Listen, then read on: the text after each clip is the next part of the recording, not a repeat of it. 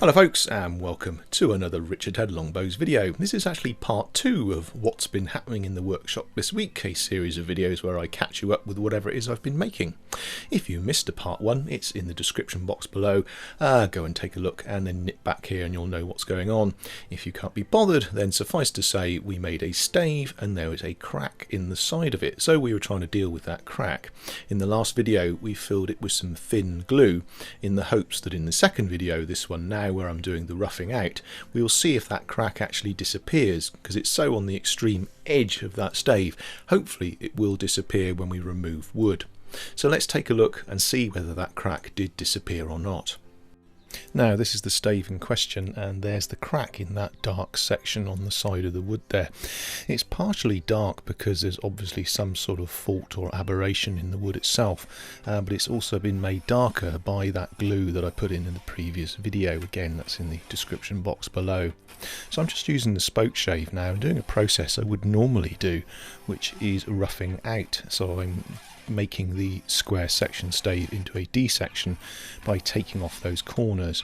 Now I'm only going to take a relatively small amount off this one side of the stave at the moment, just so I can see really how far that crack goes in, as I may yet have to decide to put a bloom in, which would mean cutting out the offending area and gluing another piece of wood in.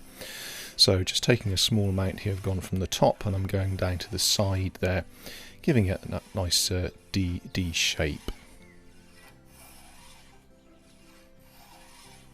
Okay, with the camera handheld now, getting a top view, you can see that crack a bit easier there. It's still present, but as I say, at the moment I haven't taken all that much wood off, so I can, as you can see, I can feel it with my nail there.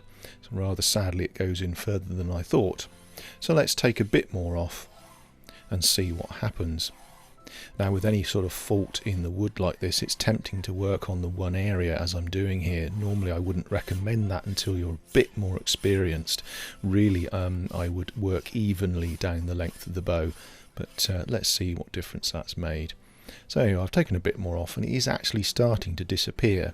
But what I'm going to really need to do now is even that bow up so I can eventually see how much more wood I've got to take off. So I'm going to pare down that other side now, get it fully into the D shape. Again, I'm using the spoke shave here, starting on that top corner, then I'll work down the side of that, the side of the stave there.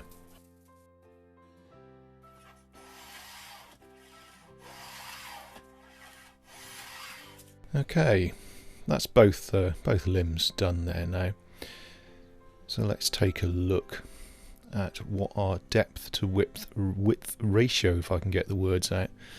There's our width and there's our depth, though it still is a bit deeper than it is wide, so that means I can afford to take some more wood off. So I've strapped the stave down onto my workbench here and I'm using that small hand plane to take some more wood off. Again, I'll do this to both limbs, so I'm keeping everything even.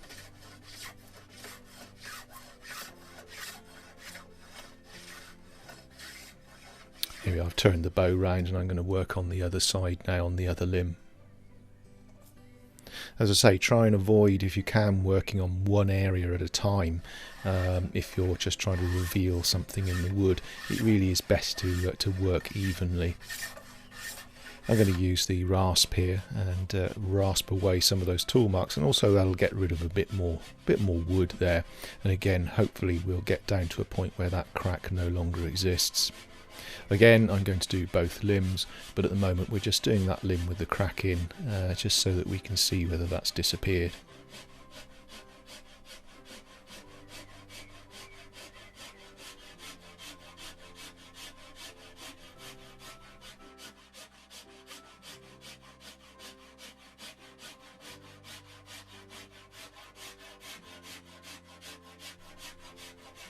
Okay, we're nearly at the end now, so I'm going to keep that bow clamped into the clamp there, and I'm actually going to use the scraper now and get rid of those tool marks, which will obviously let me see a bit more clearly whether that crack is still visible.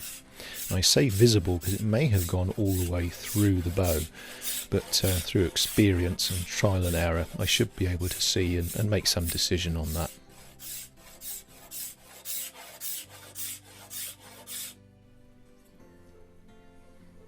Okay, that's looking pretty good, and I'm actually quite happy with that.